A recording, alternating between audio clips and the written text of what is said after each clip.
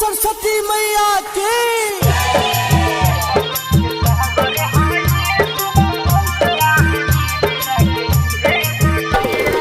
DJ Kanchan Raj,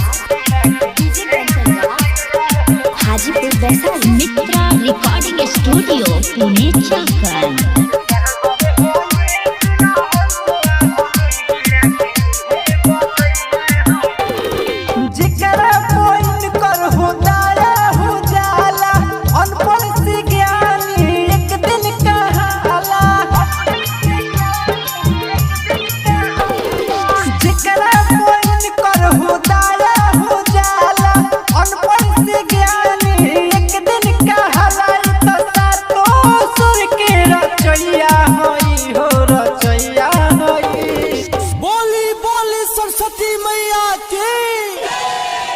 संगीत के सागर हई सुनो हंस वाहनी बीड़ा के हे बजैया हई।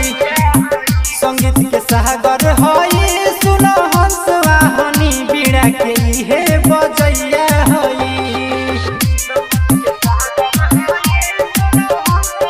डीजे कंचन राज, हाजीपुर वैशाली।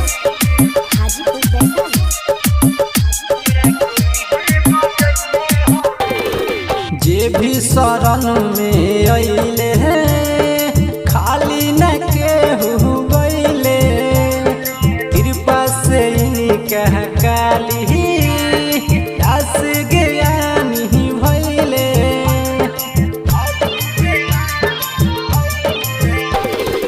जे भी शरण में अइले खाली न केहू गइले, कृपा से कह काली दास ज्ञानी भइले।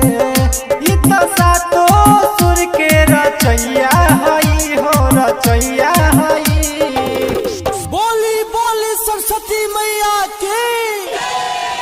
संगीत के सागर हई सुनो हंस वाहनी बीड़ा के हे बजैया हई। संगीत के सागर हई सुनो हंस वाहनी बीड़ा के हे बजैया हई। डीजे कंचन राज, हाजीपुर वैशाली।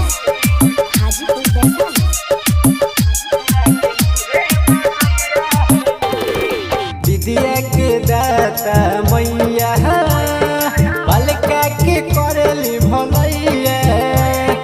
ऋषु विजेंदर हरदम पूजल माई के पैया।